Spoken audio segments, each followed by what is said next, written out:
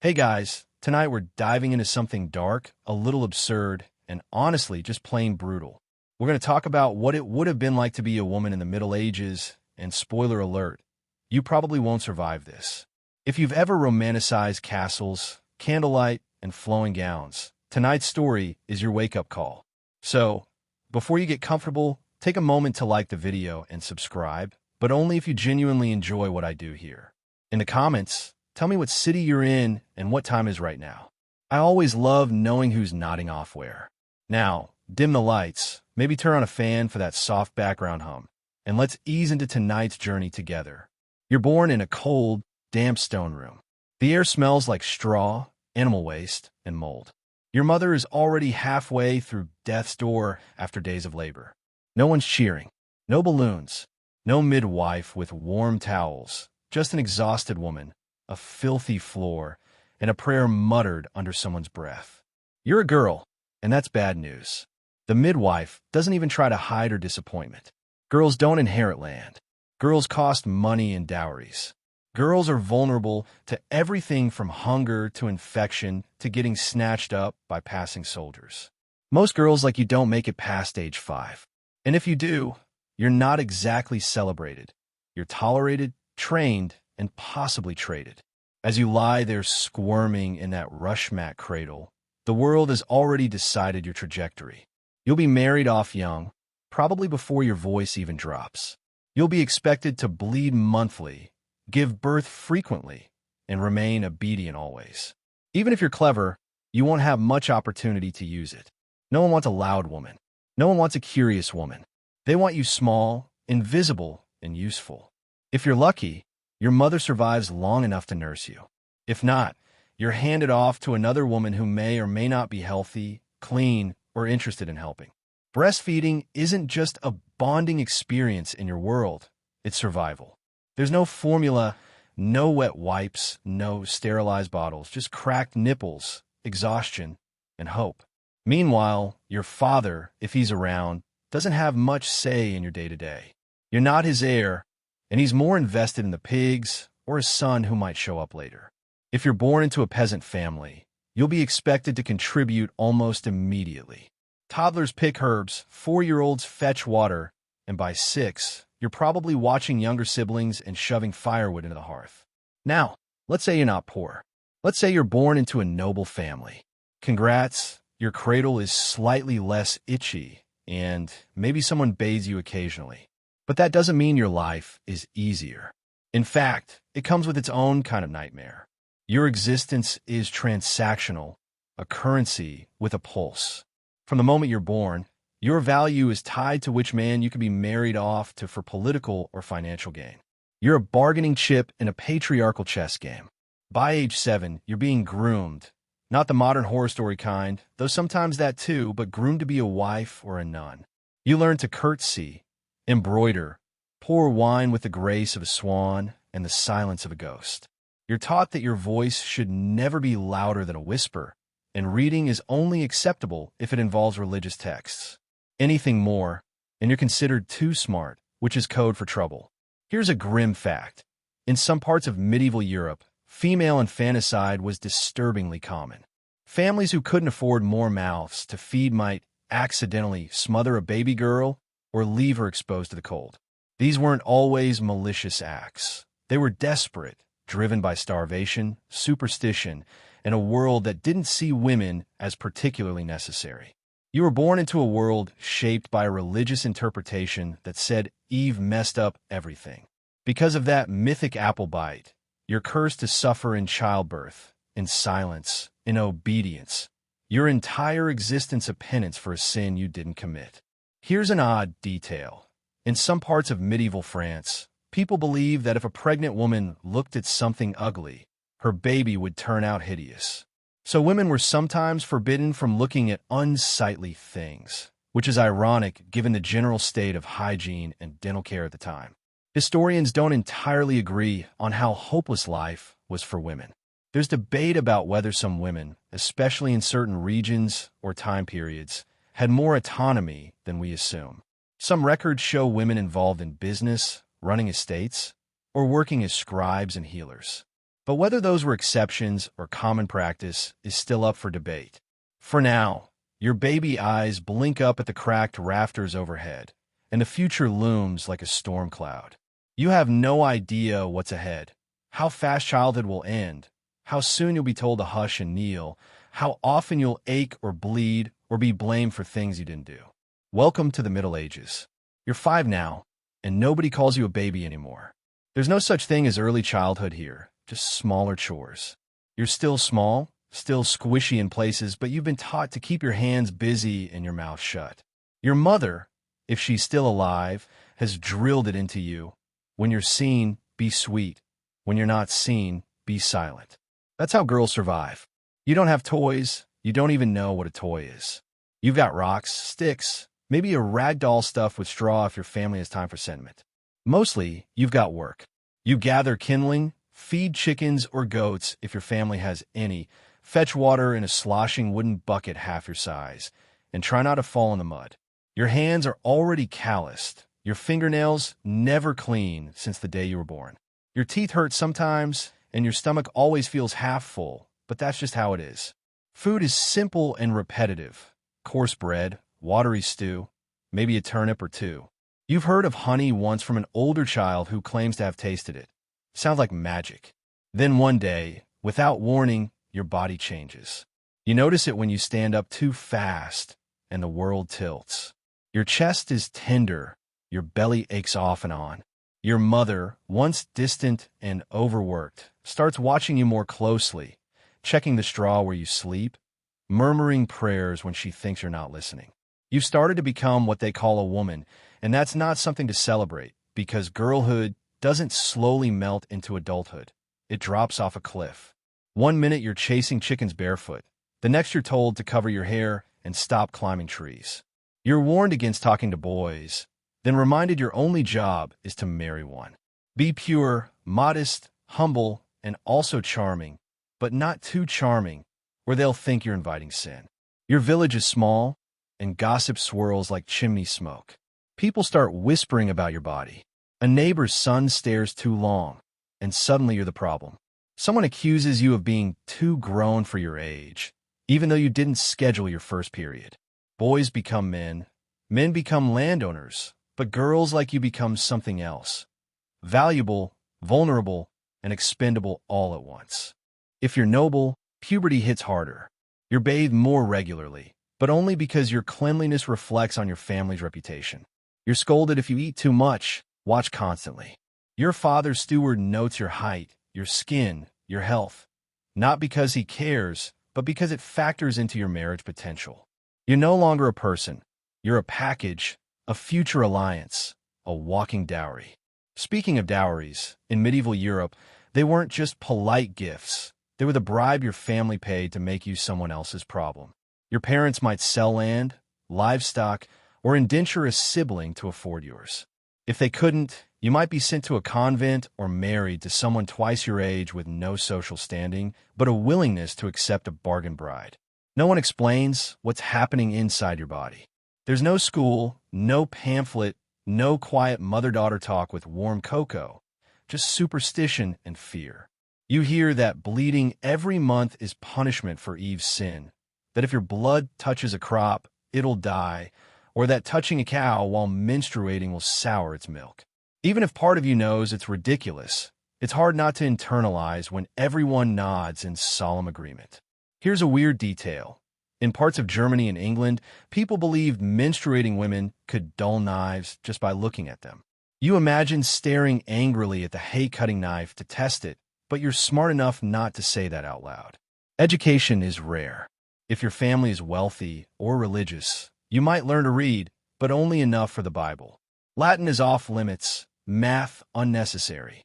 Your mind is seen as a danger, a temptation, a vessel for sin. You're warned not to read too much or think too hard. Thinking women are unnatural, ask questions, and end up burned. Some scholars argue childhood wasn't as bleak as we think. Girls played, sang, and had friendships. Village records describe children dancing in fields or sneaking apples from orchards. Maybe you laugh sometimes, tell jokes behind the woodshed, or dare your friends to step into the creepy churchyard. Maybe you even feel joy when someone gives you a bright ribbon or a sweet crumb. But those moments are fleeting. Joy isn't something you're taught to expect. It sneaks in like sunlight through a crack in the thatch. Then one day, someone arrives, a messenger, a cousin, a priest. Their words chill your mother's face and make your father rub his temples. You hear talk of timing, fertility, a strong back. Your name is tied to someone else's, and you're not even 12. Girlhood is over, not because you grew up, but because someone decided it was time. You're betrothed, no dating, no slow burn romance, just a father shaking hands with another man over ale, handing you off like a goat or sack of grain. Maybe you met your future husband once, maybe not. It doesn't matter. You're a girl, and girls don't get a vote. The betrothal contract is binding, sometimes considered a legit marriage already with just a handshake, a priest nod, or two people saying yes in front of a witness. If your husband is generous, he might wait until you're 14 before expecting anything beyond awkward dinners. If not, the church isn't thrilled about consummation before puberty, but local lords aren't known for restraint. You're a child, and marriage is just a fancier word for ownership. Your dowry is paid, your fate sealed. Whether peasant or noble, the story is the same, just with different outfits. A farm girl moves into a smoky thatch roof cottage with a man who smells of sweat, soil, and fermented cabbage. A noble girl goes to a drafty stone hall where her husband smells of wine, old wool, and that one bath he took in March. The wedding? No fairy tale gown, just your nicest shift, maybe a borrowed necklace or herbs pinned to your hair. You might wear red or blue. White isn't a thing yet. The feast, if there is one, features bread, greasy meat, and drunk uncles grabbing your elbow. Then comes the part no one says out loud, the wedding night. You're expected to prove your virginity with blood, a sheet, and sometimes literal witnesses waiting outside. No pressure. Here's a historical fact. In some medieval households, especially in Southern Europe, the wedding bed was publicly blessed. A priest would stand at the foot of the bed, mutter prayers, and sprinkle holy water before the couple was left to complete the transaction. If you don't bleed, accusations fly. You're not pure, maybe a witch, or just unlucky. Your reputation hangs by a thread. Your husband is likely older, maybe 10 or 20 years. If you're lucky, he's indifferent. If not, he's controlling, cruel, or violent. There's no hotline, no safe house. Marital rape isn't a concept. Legally, your husband owns your body. In 13th century France, there was even a legal debate over whether a man could beat his wife moderately, defining what kind of stick was acceptable. Too thick? Abuse. Slender rod? Just discipline. You could be corrected like a misbehaving ox. Divorce? Only for the rich, connected, and Pope-approved. Otherwise, your options are a convent after decades of petitioning or death, which often comes sooner than you'd like. Your body isn't yours. It's a vessel for producing heirs, preferably male. You'll likely be pregnant before your voice stops squeaking. If the baby isn't a boy, it's your fault, despite no one understanding biology. A widespread myth claimed a woman's emotions during sex determined the baby's sex, cold, and it's a girl, passionate, a boy. No pressure to be enthusiastic on your forced wedding night. When the baby comes, if it survives, you bounce back immediately.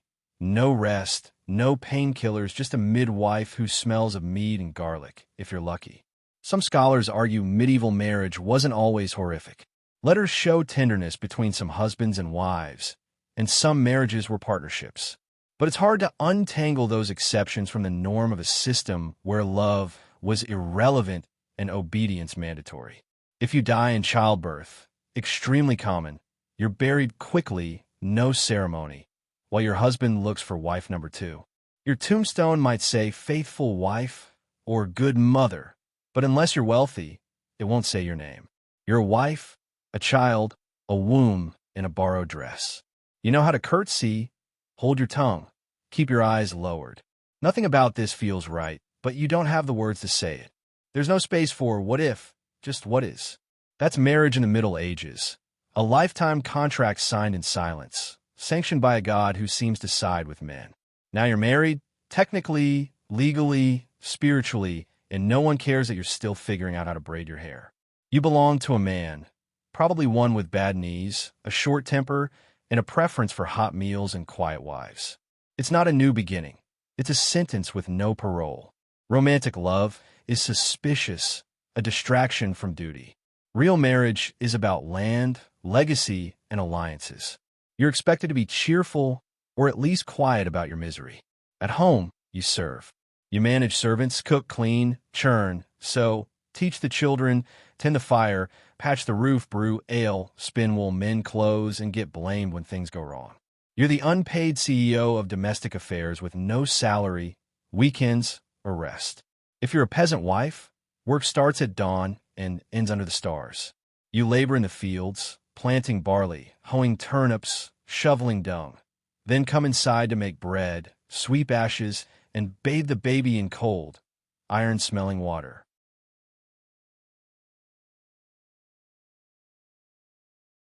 You're never clean, never alone, and your back always hurts.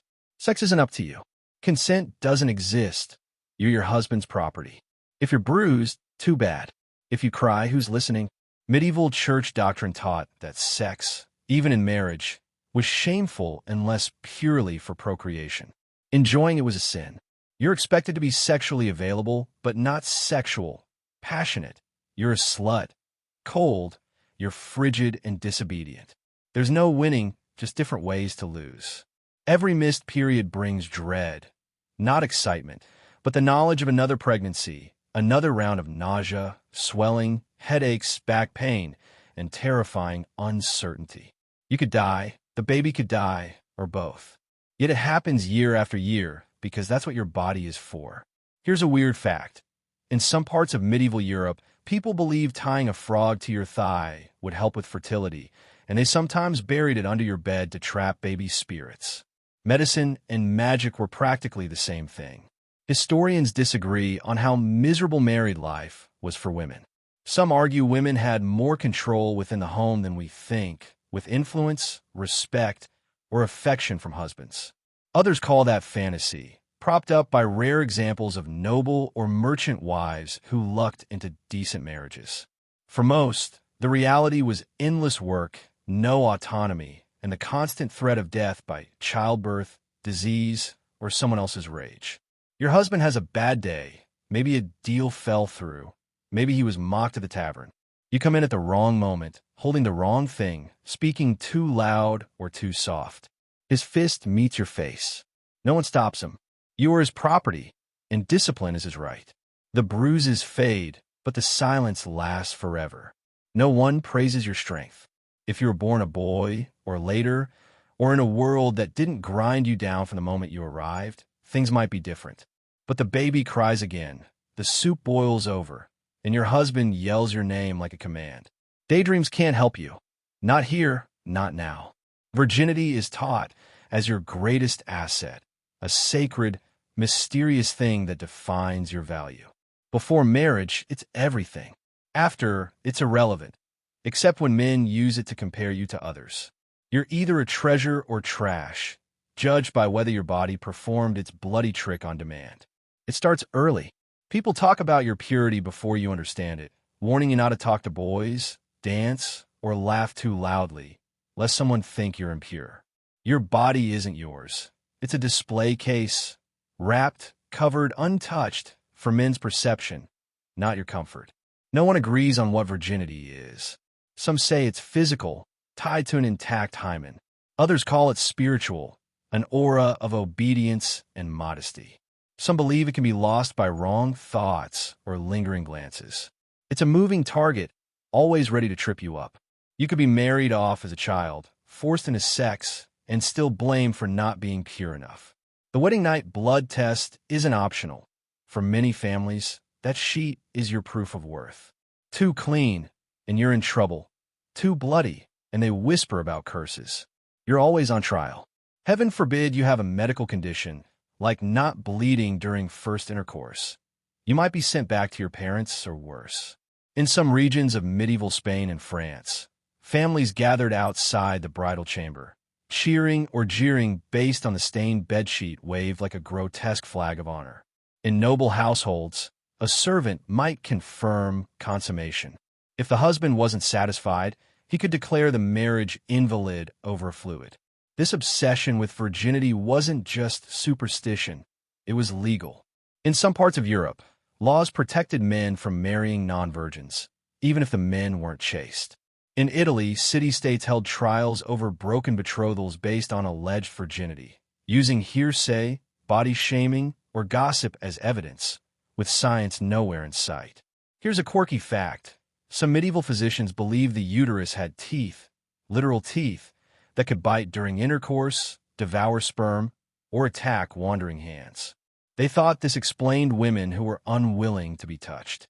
Not trauma, just a demonic dental womb. Your body was considered dangerous, a walking temptation, the root of all sin.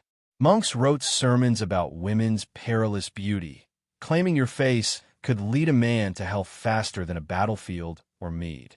Just looking at you could imperil a man's soul.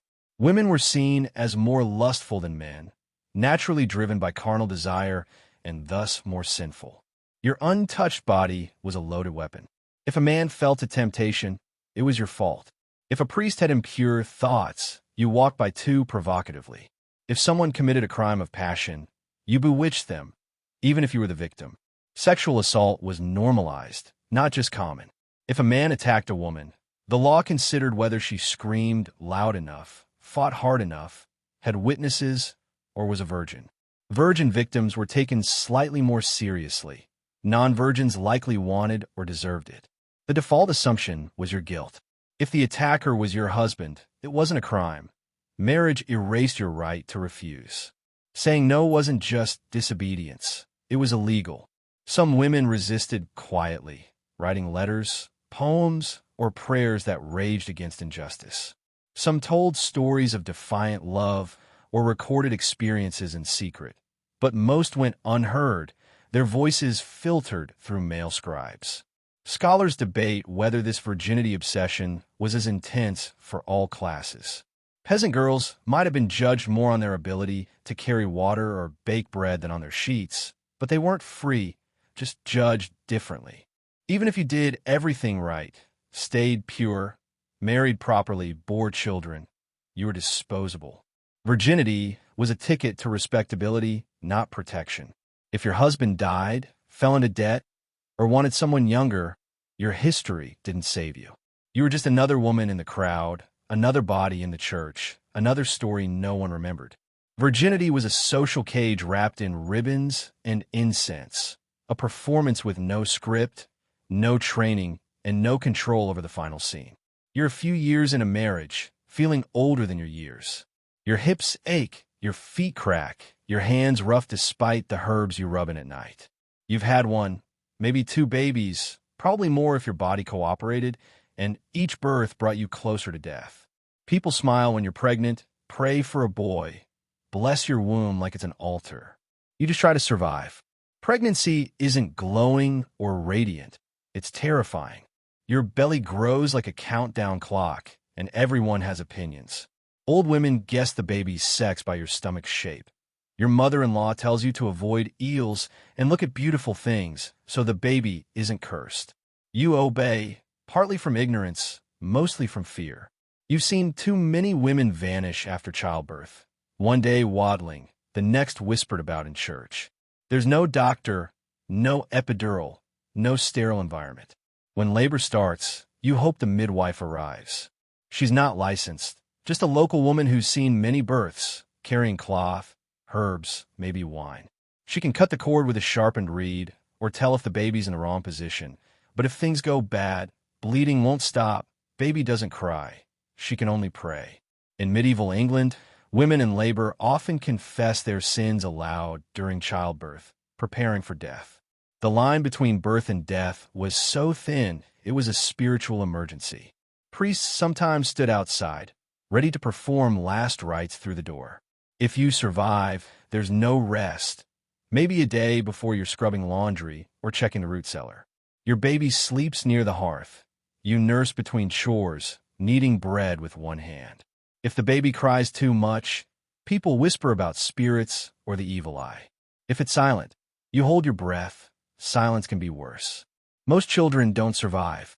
Fevers, infections, cold, bad water, and uncovered fire. Infant mortality is brutal. You name children knowing the odds, maybe naming two the same, hoping one survives. It's expected, but it hurts no less. You feel scooped out, waking at night for cries that never come, planning meals for a mouth that's gone. You nurse until your breasts sag, make pottage from scraps, protect your children from animals, illness, sudden weather. You teach daughters to be quiet, sons to pray, knowing what the world does to noisy girls. In parts of medieval Scandinavia, parents waited weeks to name babies, calling them little one or my heart, until they survived the probation period of staying alive. Chances of death were that high.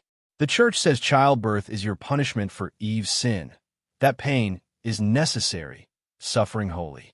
Screaming too loud in labor means you've lived improperly, are possessed, or aren't chaste enough.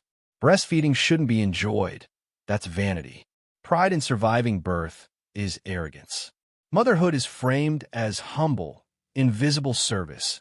No poems, no songs, just background work. If you die, they'll write your name in church records, calling you faithful and good. Historians debate whether motherhood gave women power. Some say mothers with many children, especially sons, gained status. Others call it a trap, glorifying women as mothers to work them harder and blame them more. It wasn't real autonomy, just conditional praise. A perfect mother for 20 years could still be blamed if her husband fell sick or her children strayed. You carry on, one baby on your hip, one in your belly, one buried under the elm tree. You whisper lullabies with hoarse breath, hands trembling, prayers unsure. You watch your children sleep, wondering who they'll become if they get the chance, knowing you might not be there. Without a mother, a girl doesn't stand much of a chance. Every morning, you hope not to be pregnant, but every few months, you are. You know the signs: back pain like grinding rocks, nausea before sunrise, unbearable smells. Each pregnancy feels heavier, not just in your belly, but in your bones, breath, sense of time. It's not about picking names or booties. It's a gamble. You hope the baby isn't breech, you don't hemorrhage, there's no infection, the baby doesn't get stuck, and you're not alone when it starts. Pregnancy isn't sacred. It's a task, and failure isn't tolerated. You work until your ankles swell, belly scraping the table as you light the fire. You bake, mend, harvest, smile, complain, and you're dramatic, rest, and you're lazy. Your husband might be proud, especially of a boy, but he won't help. In many parts of medieval Europe, women couldn't make wills unless on their deathbed during childbirth. So common was death. You declare who gets your clothes, rosary, chickens while writhing in pain. If you survive, you're up within days, sometimes hours, tending the household. If the baby nurses poorly, you deal with cracked, bleeding nipples and a screaming newborn. Older women suggest warm beer or goose fat. Maybe it helps, probably not. The cycle is conceive, carry, birth, recover, repeat. Your body forgets what it's like not to be swollen or sore. Your menstrual cycle, once a curse, feels like a brief window of freedom. If you stop getting pregnant too early, people talk. Is she cursed? Barren? Useless? Medieval fertility cures were wild. Crushed mouse bones in wine, a warm loaf under your armpit to attract spirits, or honey and goat dung on your thighs with a psalm. If you don't conceive, suspicion grows. Barrenness or avoiding pregnancy could mark you as a witch, especially if you used herbal tonics or timing tricks, sinful and criminal. Scholars debate how common birth control was. Some say women shared secret knowledge of herbs like pennyroyal or silphium, which may have gone extinct from overuse. Others argue most women lacked access or were too afraid, facing church or husband's punishment. Miscarriage is heartbreaking and dangerous. You bleed for days, told to stay in bed, drink bone broth, pray. But people wonder, did she do something wrong? Anger God? Eat the wrong root. You grieve while defending yourself. Your older children need food, your husband attention, the chickens chasing, your body breaking. You forget words, cry easily, hands shake while sewing. The midwife calls it exhaustion. The priest harbored sin. Trauma isn't a word here. Your feelings are ignored. Everyone's going through it, screams from. Other homes, wails of mourning, silence after stillbirth. No one talks directly. They nod, tighten shawls, carry on. There's no birth certificate, no baby shower. If the child lives, you get a baptism. If not, you bury it quietly and move on because you must. Grief has rules. Crying too long makes you selfish or unstable. Yet you love your children, making it worse. You'd endure this 100 times to protect them. In a world that sees you as a vessel, they're the only thing that feels like yours, even if they never really are. The baby survived. Loud, pink, healthy, grabbing your hair like it owns it. But you've buried two before him, so you love this one with anxious desperation, watching his chest rise and fall, praying he stays breathing. Motherhood doesn't earn peace, just more expectations. People ask about the baby, not you, his eating, sleeping goodness. Your health, sleep, mental state? Irrelevant. Raising children isn't just teaching psalms or saints. It's keeping them alive in a world intent on swallowing them. You teach them to avoid muddy wells, strange men, unknown berries. Discipline is physical, whippings for disobedience, slaps for lying, considered love, justice. You do it because if you don't, someone else will, harder. The church says children are born in sin. Their selfish impulse is your job to scrub clean. Misbehavior reflects on you, so you scold, pray, cry quietly. In medieval homes, children were little adults, wearing miniature adult clothes, working by 7, held morally responsible. Childhood wasn't a sanctuary, just a short hallway to responsibility, and you push them through fast. For daughters, it's worse. You see yourself in her lowered eyes, nervous, sleeve-chewing, glances at the horizon. You teach her to stay quiet, cover her head when bleeding, knowing you're teaching submission to survive. In some parts of Europe, rubbing newborns with butter was considered lucky for good fortune, making soft, slippery butter babies, probably cat magnets. But there's no illusion of safety.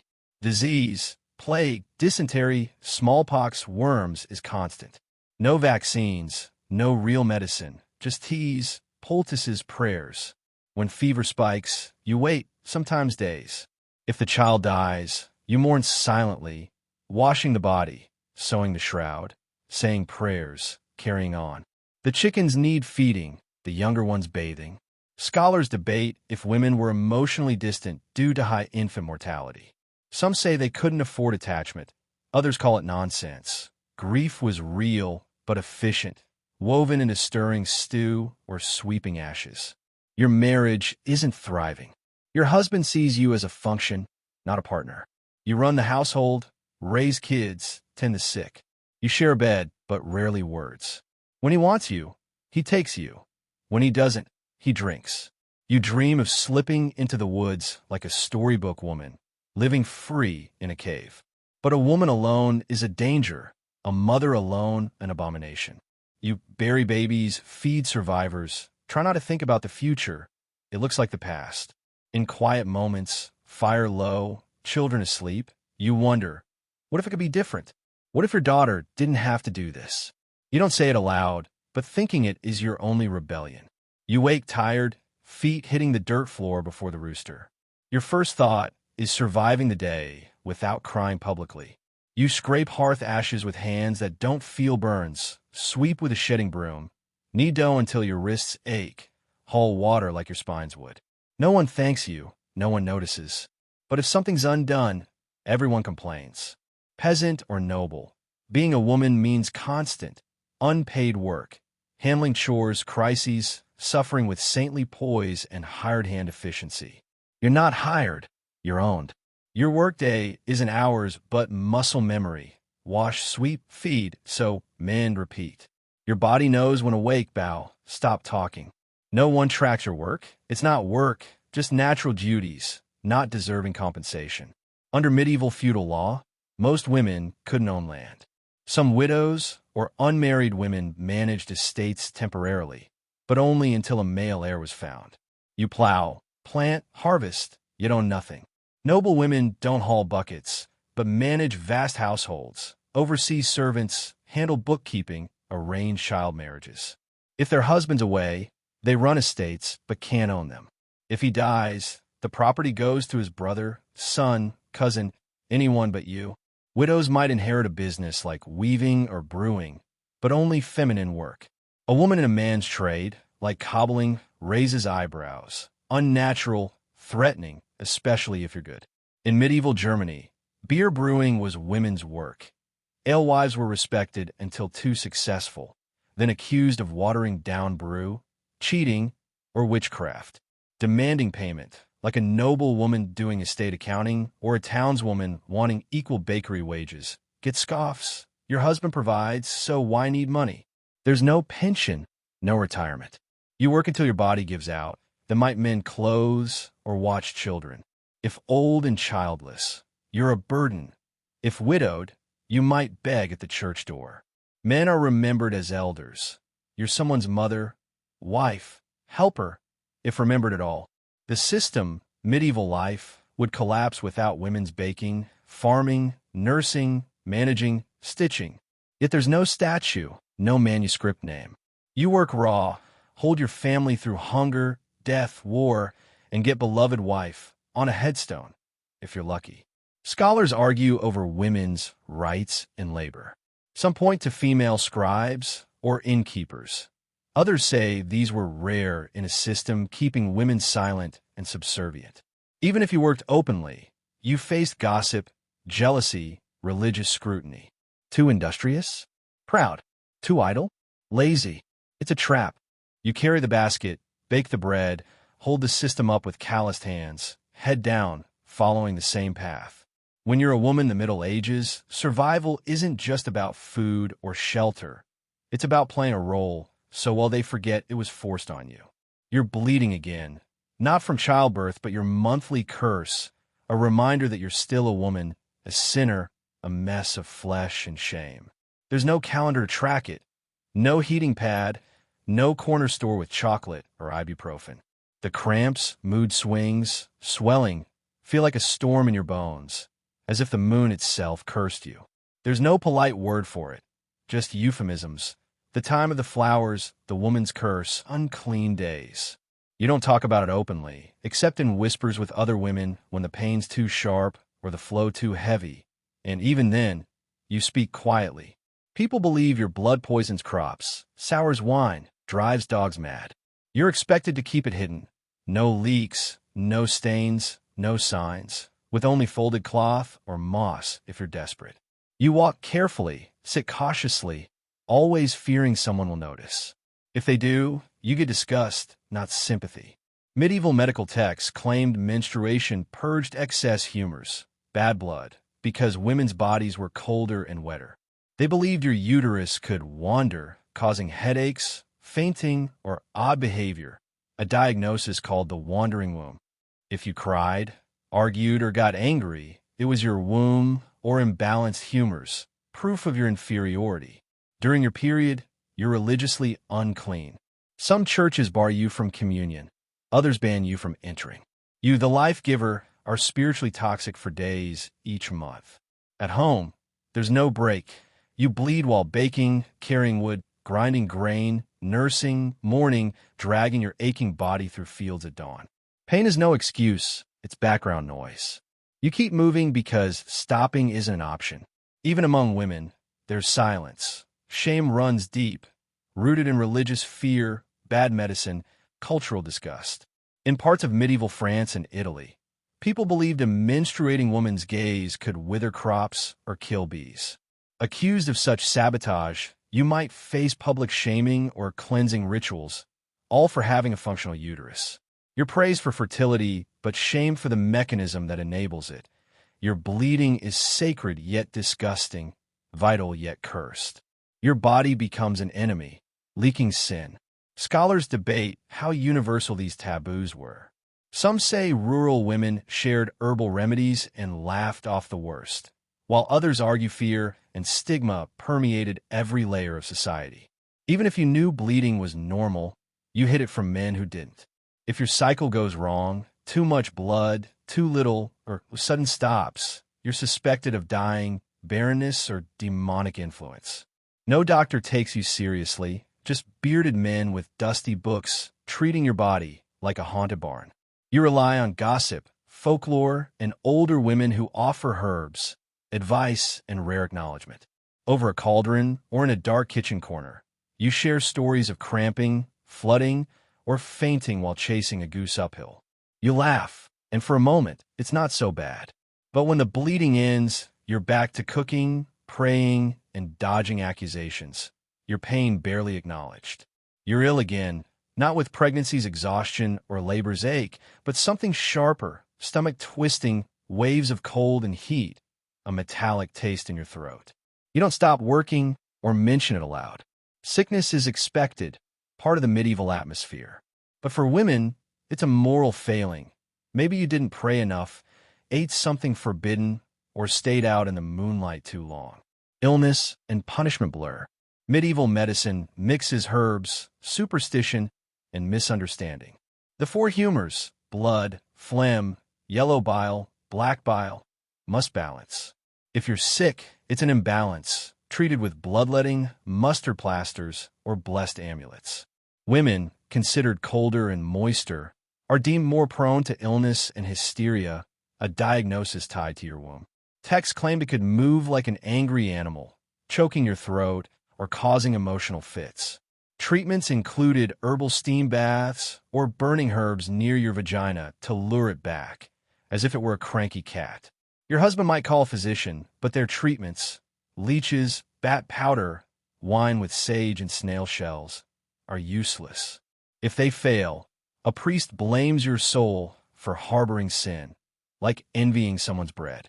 Women healers know yarrow tea for fevers or mugwort for cramps, but if they're too successful, they're accused of heresy or witchcraft. You know some tricks, onion poultices, vinegar for wounds, bone broth, but never claim to be a healer. That invites trouble. Historians argue women had agency through herbal knowledge and midwifery, but others say the church and male physicians turned healers into suspects. Hospitals are more like hospices. Surgeons double as barbers. You start believing your body is wrong, that you deserve sickness. You stop fighting, wrapped in sweat-soaked blankets, hoping for broth before fading. If you recover, there's no celebration. You brush off straw and work. Your brush with mortality is forgotten, your scream unheard. You say something sharp, a sarcastic comment, a lingering look, a question about why things are. Suddenly, your name's in people's mouths. You talk too much, aren't modest, have ideas. Ideas are dangerous for a medieval woman, even small ones like reading or going to market alone. You're difficult, a problem to solve. People grumble, neighbors shun you, priests sermonize about obedience. Worse, they whisper which. It starts as a murmur. She brews things, keeps to herself, knows too much. You don't need to be magical, just odd, smart, or inconvenient. Eyes follow. People cross themselves, children avoid you. The seeds of witch hunts, peaking later, were sown in the medieval period. The church taught women were morally weaker, easily tempted, tied to the body in earth, prone to witchcraft. Widows, healers, midwives, or women who said no were targets. In a medieval bestiary, female weasels were said to conceive through their ears and birth through their mouths, feeding church doctrine about female deception. Accusations aren't harmless. You might face public shaming, a scold's bridle, a metal cage with a tongue-pressing plate, or exile, whipping, or penance. Even without formal punishment, the social cost is brutal. Denied help in childbirth, shunned when sick. You're not a witch, just a woman with knowledge. When someone's lying, how to make bread rise, or your grandmother's moon phase wisdom. Scholars debate how women viewed accusations, terrified, defiant, or confused. Some confessed under torture, others refused. It could come from a child's lie, a man's pride, a failed crop. Defending yourself proves you're clever, suspicious. Silence makes you secretive, also suspicious. A nightmare, mentioning your name, or a dead cow after you pass the barn is evidence. You fold yourself smaller, apologize more, soften your voice, but late at night, you whisper old prayers about earth and sky, not church ones. They make you braver. You're only power in a world where being different is dangerous. You're always working, a ghost moving quietly. Peasant women toil in fields before frost thaws, cutting herbs, milking goats, hauling wood. Noble women manage households, direct servants, sew tapestries, teach Latin if well read. You work 12 to 14 hours daily, 6 days a week, with no wage.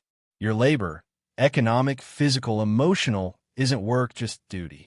Medieval women contributed to textiles, food, commerce, but were denied guild membership, operating under husbands' names or illegally. Widows might inherit roles temporarily, but rights were borrowed. You're exhausted, working sick, pregnant, or post-childbirth because bread won't bake itself. In some villages, women baked communion bread, blamed for spiritual misfortunes if it wasn't perfect. You can't own property, keep earnings, or take jobs like scholar or teacher unless in a convent. And even then, you illuminate others' words. Men's same tasks are skills. Yours are natural, unvalued. You can't unionize, sue, or complain loudly without being called bitter or bewitched. You smile, nod, bite your tongue. The convent tempts you, not for God, but escape from marriage, childbirth, domestic grind. Nunneries housed libraries, taught literacy, preserved texts. Some nuns became priors or abbesses, wielding rare power, corresponding with scholars, managing estates. It's not freedom, but it's close. You take vows of obedience, poverty, chastity, cutting your hair, softening your voice. Sermons still call your body weak, your soul temptable. In northern France, nuns kept cats as companions, some leaving pauperant notes in manuscripts. The convent feels revolutionary, control over time, knowledge, relationships with women based on intellect. It's a haven for widows or girls spared marriage, but scholars debate, liberation or confinement. Some say it's a gilded cage, others, a subversive escape. You stand at the threshold, robes or not, a rare moment where your story branches. Outside, you're a wife, worker, womb. Inside, a voice in a chorus, keeper of words, existing for yourself, if only in whispers. You break a rule, wrong dress at mass, a sharp answer, unaccompanied at market. The law watches, not to protect, but to contain you. Your property, of your father, husband, or son. Unmarried, you're suspect. Widowed, vulnerable, alone, prey. If your husband beats you, the law shrugs unless it's public or deadly. Moderate chastisement is his right. Under coverture, rooted in the Middle Ages, married women had no legal identity, unable to own property, sign contracts, or sue. Female adultery is treason against a husband's property. Is cheating mere weakness? Punishment for you could be drowning, stoning, or a barrel rolled downhill. In Scotland, nagging earned a scold's bridle, silencing and humiliating. Justice as a victim requires male witnesses, a pristine reputation, and a less powerful attacker. Accusing and losing risks slander charges, so you stay silent. The church offers confession, penance, excommunication, policing your soul. Break contradictory rules, pride, envy, and risk hellfire. Scholars note some legal protections for widows or mothers, but they depended on luck, location, class. Men write, interpret, enforce laws, ignoring your suffering unless it inconveniences them. You stay small, teach your daughter silence. Hope your son is kind, surviving by avoiding notice. You lace your bodice until your ribs creak, not for desire but expectation. Appearance is your resume, judged by hemline, hair, posture, shoes. Fashion is an expression, it's class, obedience, signaling your place. Dressing above your station risks ridicule or punishment. Peasants wear scratchy wool, nobles, linen, silk, forbidden colors like purple. Sumptuary laws regulate materials, colors, even buttons by rank. In England, only royalty wore cloth of gold. Pointy-toed polanes, tied with chains to avoid tripping, marked elite status, while you're barefoot, dodging dung. Modesty rules vary. Bare arms fine in one town, scandalous in another. Lead-based cosmetics poisoned wealthy women for pale, pure skin, blonde hair, bleached with lye, and high foreheads, raised with pumice, were angelic but costly. Beauty was a moral performance. Pale, but not sickly. Youthful, but not flirtatious. Too beautiful, you're a temptation. Too plain, a disgrace. Scholars debate sumptuary law enforcement, symbolic or punitive, but the point was control, watching women. You dress strategically, fading gracefully as you age, disappearing under scrutiny. You catch your reflection in rainwater, distorted, rippling, barely there. Still ill, you try to see yourself as others do, but their expectations shift. Beauty isn't yours. It's a burden, a public canvas for judgment, male fantasy, morality. You're pale for your husband, lovely for your father's reputation, never for yourself. Medieval standards prized light skin, high foreheads, small features, soft bodies. Outer signs of inner virtue, always rigged. You scrub your skin, darken lashes with soot, pluck eyebrows, widen your forehead, walking a tightrope between desirable and demure. You're never right, only avoiding worse. You're pretending your efforts, scraping skin, plucking eyebrows, lacing your bodice, are for God, duty, decency, not attention. In medieval Italy, women used belladonna, deadly nightshade, to dilate their pupils for a wide-eyed, innocent look, risking blurred vision or blindness to resemble a living Virgin Mary. Beauty standards are rigged against survival. Wrinkles are sin, gray hair failure, sagging skin shame. Mothers must look untouched by childbirth. Wives forever young. Fail, and you're invisible or pitted. Beauty ties to virtue. If attractive, you're a temptation. Priests preach against your curves. Manuals guide monks to avoid lustful thoughts triggered by any woman over 12. You're a moral hazard, blamed for men's sins if your sleeve slips or you laugh too freely. You shrink, lower your gaze, read rooms faster than scripture, smile just enough to seem pleasant, not eager, and hide pain behind her teeth. Scholars debate how rigid these beauty ideals were. Rural women likely prioritized survival over aesthetics. But the pressure to conform to feminine virtue was universal, measured in cheekbones and humility. Push back, cut your hair, refuse a veil, walk boldly, and face scolding, excommunication, or sorcery accusations. Nonconformity is unholy. Yet in private, you see yourself in rainwater, not ugly, just tired. Your daughter's awe, the midwife's wolf eyes comment, a ribbon tied for lightness. These are yours. You run rose water over your arms for yourself. A secret act of ownership, the bravest thing in a world where your face is never just yours. You kneel in church, knees bruised, eyes stinging from incense, whispering prayers to look humble. Religion is structure, surveillance, identity, defining you as the problem. Eve's bite causing your bleeding, childbirth pain, and submission to men. Sermons call you the gateway to sin, weak, carnal. The stained glass glows, Mass brings fleeting peace, but priests condemn your loud voice, distracting presence, powerful temptation. Women couldn't be priests or administer sacraments, expected to be silent, penitent, invisible. The Bible, as interpreted, demands you be meek like Mary, patient like Ruth. Saints are silent virgins or suffering mothers. Medieval theologians debated if women had full souls, some claiming they were weaker, more permeable, prone to demonic possession due to moist nature. Your emotionality, curiosity, sexuality make you a devil's target, blamed for men's impure thoughts. You confess sins you didn't know you committed, attend Mass despite aching, light candles for your children, try not to cry at sermons about women's treachery. Hildegard of Bingen and Julian of Norwich were respected only after divine visions or near death, their words filtered by men. The Church demands you baptize children, sing hymns, but condemns your impure body. Widows face suspicion. Too vocal, they're dangerous. Too quiet, they're scheming. Scholars debate if pious women found power through mysticism or charity, but the church silenced most, approving only doctrine-aligned voices.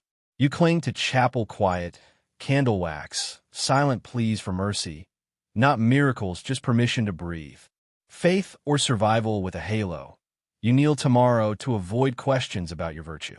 Your husband's dead, slumped over porridge, eyes empty. The house is silent. No booming demands, but it's not freedom, it's danger. Widows attract circling vultures. Neighbors, priests, lords, kin, questioning your plans, eyeing your wool, silver spoon, candle ends. You hide them, knowing your target.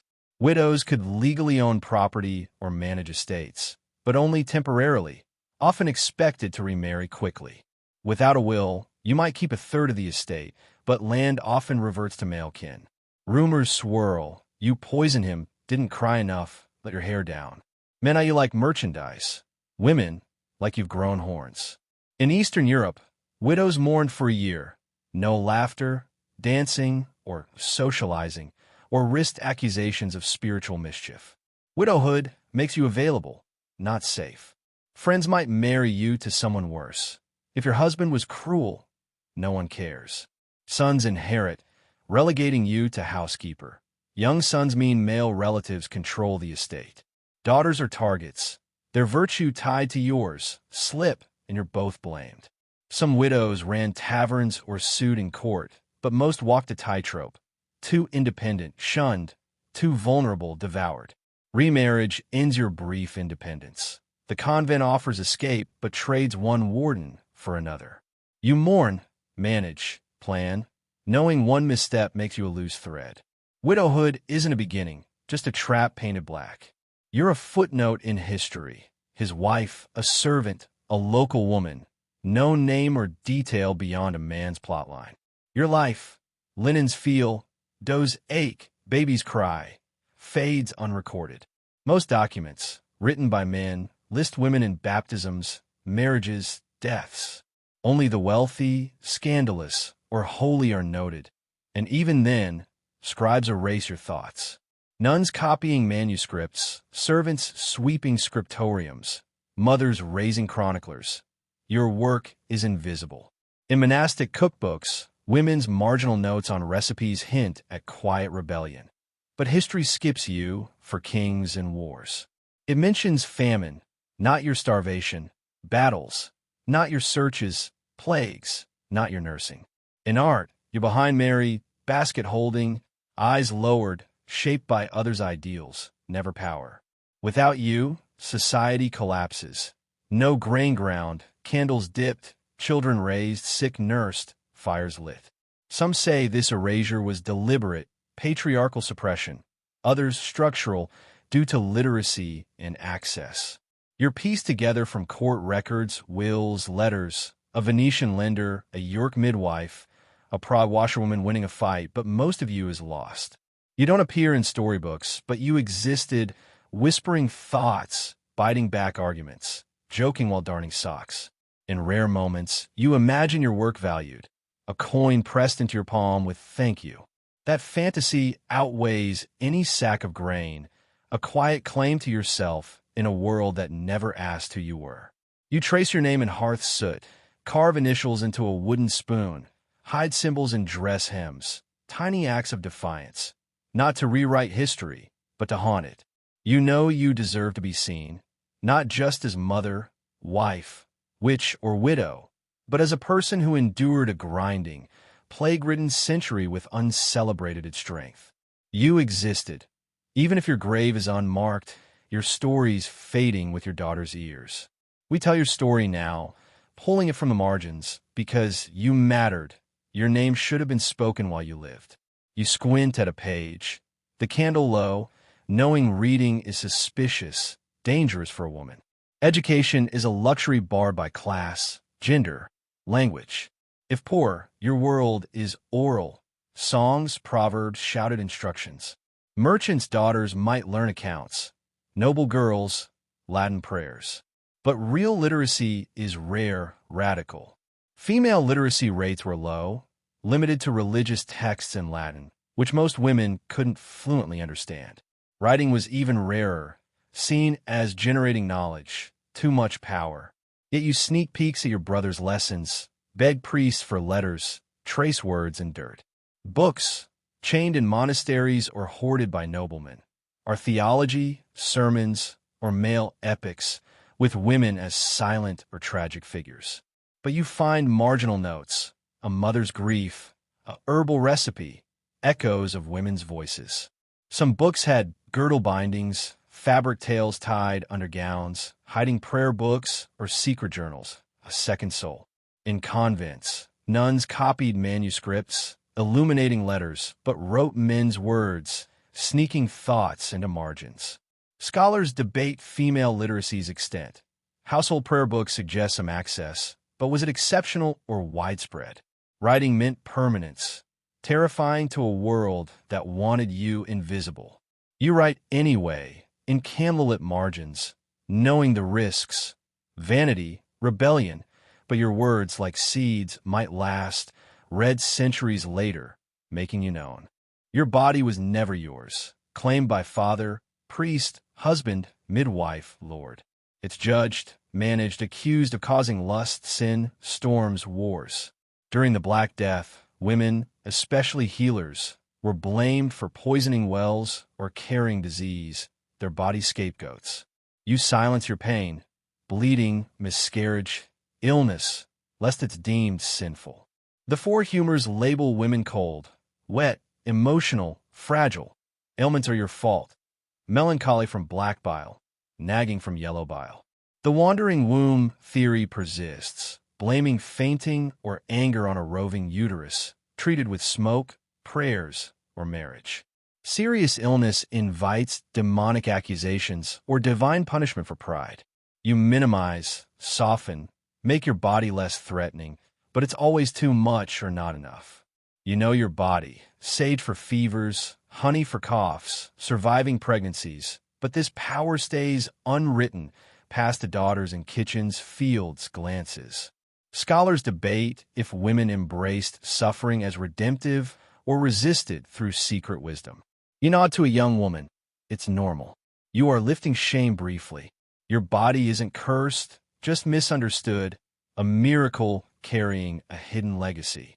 Your voice is judged. Too much, gossip. Too little, secretive. Scandalmongering was prosecutable, with fines, penance, or humiliation like the scold's bridle or shame masks in Germany. Iron tongues mocking talkative women. You whisper warnings, grumble about taxes, share secrets and glances, not to stir trouble, but to survive. Speaking truth about unfairness, abuse, or foreshadows makes you a target, a shrew, a witch. Gossip was a social web, informal resistance, or a vent for oppression.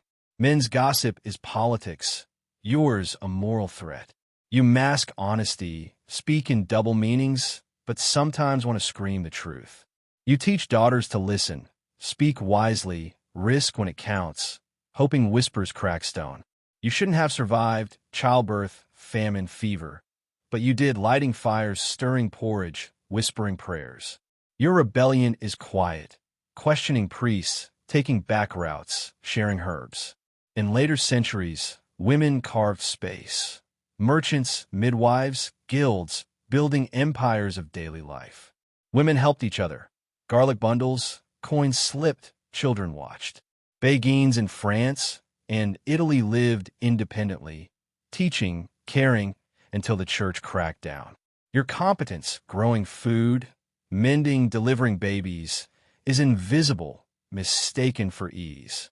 Scholars debate if these acts were subversion or instinct, but they got you through. You imagine a life of study, choice, love, fueling a fire in your mind. You teach girls, hoping they'll go further, their recipes your maps, their strength your echo. The Renaissance dawns, but darkness lingers for women. Printing presses, universities, and art flourish, but women remain Eve, defective men in elegant print. A 15th century French court debated if women had rational souls, granting them theoretically but denying agency. Medicine labels wombs as madness source, Anatomists hide female bodies as shameful. You're painted as idealized fictions, not you, calluses, not credit. Women like Christine de Pizan write for respect. Midwives record expertise, but you're still in the undertow, sewing, caring, unrecorded. The nightmare shifts, not ends, with new ways to ignore you. Scholars see patriarchy as constant or uniquely cruel here, but you endure, teaching, joking, slipping potatoes to neighbors. Your legacy isn't in archives, but in girls who walk taller, feeling your story. Being a woman in the Middle Ages was quiet cruelty, unrelenting expectations, a grind thinning your bones. Romanticized gowns and nights hid injustice's scrape. You mattered, the backbone of a world that ignored you, cooking, healing, loving, whispering truth. We remember you, not as a footnote, but the center of belated justice. Tonight, let the world dim. Drop your burdens, breathe. You're safe, seen, home.